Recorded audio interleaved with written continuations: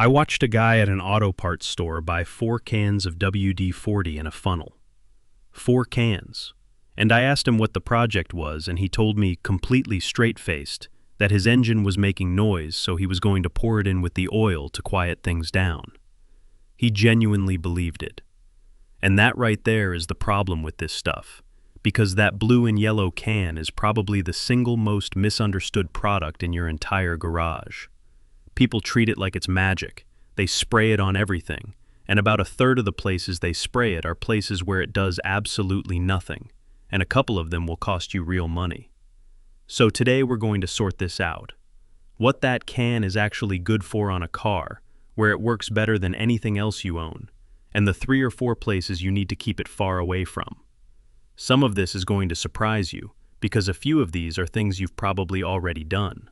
Let's start with the fundamental misunderstanding, since everything else follows from it. WD-40 is not a lubricant. I know it says it lubricates on the can, and it does, a little. But the name literally stands for water displacement, Formula 40, and that's the actual job. It's mostly solvent with a small amount of light mineral oil suspended in it. You spray it, the solvent flashes off and carries away moisture and grime, and it leaves behind a very thin, oily film. That film is thin and it evaporates over time. That's the whole product. Which brings us straight to the crankcase question, because that guy at the store was about 30 seconds away from a very expensive lesson. Engine oil is doing a lot more than making things slippery. It's carrying heat away from your bearings, it's maintaining a pressurized film that keeps metal from ever touching metal, and it's holding combustion byproducts in suspension so they don't turn into sludge. WD-40 does none of that. It has essentially zero thermal stability. It thins out to nothing the second things get hot, and it will not hold an oil film under the pressures inside a bearing journal. Pour it in, and you're looking at overheating, spun bearings, scored cylinders, or a seized engine. And here's the part people forget entirely. It's flammable. You're introducing a volatile solvent into a hot, sealed, high-pressure environment. Don't. Not in the crankcase, not in the fuel tank, not down the intake. Same logic applies to a squeaky belt, and this is the one I want to spend a minute on because it's so common. Your serpentine belt starts chirping on cold mornings, and the instinct is to spray something on it. Please don't. That chirp is telling you something specific. Either the belt has hardened and lost its grip, or a tensioner is weak, or a pulley bearing is going. Spraying oil on it makes the noise stop for about a day, because now the belt is slipping quietly instead of loudly. Meanwhile, you've contaminated the rubber, which softens and degrades it, and you've put oil on every pulley face that belt touches. Now your alternator is underdriven, your water pump is underdriven, and eventually the belt shreds itself somewhere inconvenient. A belt is $30 to $60. A tensioner is around $120. Just fix the actual problem. Alright, before we get into the hands-on stuff, do me a quick favor and hit subscribe. Costs you nothing, and it keeps this kind of garage talk showing up in your feed. Now, let's talk about where this stuff genuinely shines, starting with the easiest win in the whole video. Door hinges. That squeak every time you open the driver's door isn't just annoying. It's dry metal grinding on dry metal, and what's grinding is the hinge pin and the bushing around it. Every open and close is taking a tiny bit of material off. Do that a few thousand times and the pin wears oval, the bushing goes with it, and now your door sags. You'll notice you have to lift the door slightly to get it to latch, or the panel gaps look uneven, or the door catches on the striker. Fixing a sagged door means new pins and bushings and sometimes a body shop realigning the whole thing, and that's a few $100s for something that started as a squeak. The fix takes 90 seconds. Open the door, look at the hinge, find the actual pivot point where the two halves rotate against each other. Not the bracket, not the bolts, the pivot. Get the little red straw on the can and hit that pivot directly from above so gravity pulls it down into the joint. Then work the door open and closed 6 or 8 times to spread it through. Do the same to the door check strap, that scissor-looking arm that holds your door at the halfway position, because that's often the real source of the noise. Then wipe up the runs with a rag, because anything you leave on the paint is going to collect dust and turn into a dark streak. Do all 4 doors, plus the hood latch, the trunk hinges, and the fuel door. Repeat every few months and your doors will never get stiff. Next one, sticker removal, and this one has saved me a lot of frustration.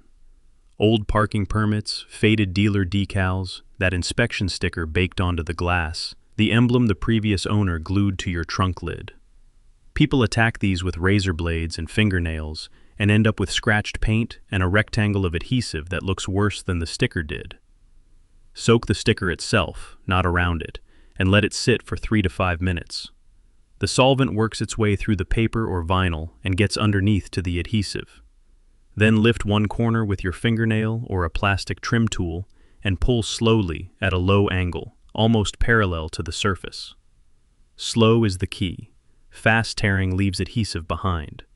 If you've got residue left, spray it onto a rag and rub in small circles, and it'll ball up and come off. It's safe on cured factory paint, but 2 warnings. If the panel has been repainted recently, like within the last month, be gentle because fresh paint hasn't fully hardened. And on badges that are stuck with foam tape rather than adhesive, warm the area with a hairdryer first and use fishing line to saw through the foam, then use the spray for cleanup. While you've got the can out, walk around the car and look at your chrome. Bumper trim, exhaust tips, mirror caps, window surrounds, wheel lips. That dull, cloudy, slightly brown look isn't dirt, it's the beginning of oxidation, and the little rust freckles are surface corrosion that hasn't gotten a foothold yet. Here's the approach that works. Spray it on the chrome, let it sit 10 minutes so the solvent can break down the road film and the tar and the water spotting. Then work it gently with a microfiber towel, or, for stubborn rust freckles only, a piece of crumpled aluminum foil dipped in water, which sounds insane, but aluminum is softer than chrome, and it'll take the rust off without scratching. Wipe it clean, then apply one more very thin coat and buff it out with a fresh towel. That last thin layer is your barrier. Chrome rusts because moisture sits directly on bare metal, and this puts a film between the two. It's not permanent, you'll want to redo it every couple of months, but it dramatically slows things down, and it makes the next cleaning take half the time. Same trick works on tow hitches, roof rack hardware, and any exposed bolt heads under the hood that are starting to bloom orange. Now let's step away from the can for a minute and talk about something that will actually leave you stranded, because rubber and heat cycling is where cars quietly fail. Every time your engine goes from cold to hot and back, your belts and coolant hoses expand and contract, where you get big seasonal swings, 100-degree summers and freezing winters. That cycle happens harder, and rubber ages faster. So once a month with the engine cold, take 2 minutes. Look at the ribbed side of your serpentine belt. You want to see clean, sharp ribs. If you see fine cracks running across the ribs, missing chunks or a glazed, shiny surface, replace it. Then squeeze your radiator hoses, upper and lower, near the ends where they clamp on. A healthy hose feels firm and springy, like a tennis ball. If it feels mushy and collapses easily, the inside is deteriorating. If it feels rock hard and crunchy, it's baked. Both mean replacement. Also run your fingers along the hose and look for white or crusty residue near the clamps, which is dried coolant telling you it's seeping. Hoses cost $25 to $60 each. A blown hose on the highway means an overheated engine, and an overheated engine means a head gasket at minimum. That's a 2-minute inspection preventing a $2,000 repair. Okay, this next one is the big one, the thing that will actually make your car drive noticeably better. So subscribe before we get into it because this is worth the whole video by itself. Does your car feel sluggish off the line? Does the idle wander up and down or shake at a stoplight? Does it feel like you're accelerating with the parking brake partly on? Has it stalled on you when you come to a stop? Is your fuel economy worse than it used to be for no obvious reason? A lot of people go straight to expensive diagnostics for that combination of symptoms, and very often the answer is a dirty throttle body. Your throttle body is the doorway into your engine. It's a butterfly valve that opens and closes to control exactly how much air gets into the cylinders, and airflow is what determines how much power the engine can make. Over time, especially with a lot of stop-and-go driving, oil vapor from the crankcase ventilation system and carbon from the EGR system get pulled through there and bake onto the walls and the edge of the butterfly plate. That deposit can build up 1/8 of an inch thick.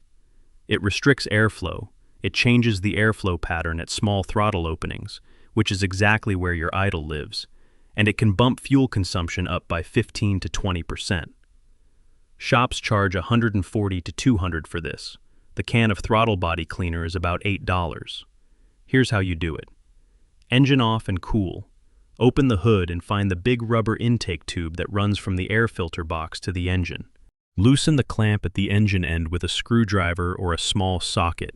Disconnect any breather hose attached to it and carefully pull the tube off.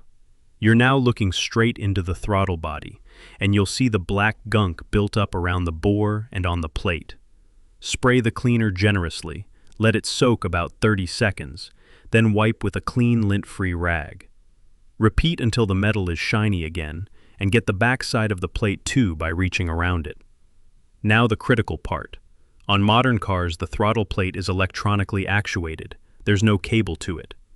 Do not force it open with your fingers or a screwdriver. You can strip the gears and the actuator motor and turn an $8 job into a $400 throttle body replacement. If you need it open, turn the key to accessory and press the gas pedal, or just work around the plate as it sits. Also, don't let cleaner run down into the intake in large quantities, and keep the rag out of there. Reassemble everything, make sure that clamp is tight and the breather hose is reconnected, and start it up.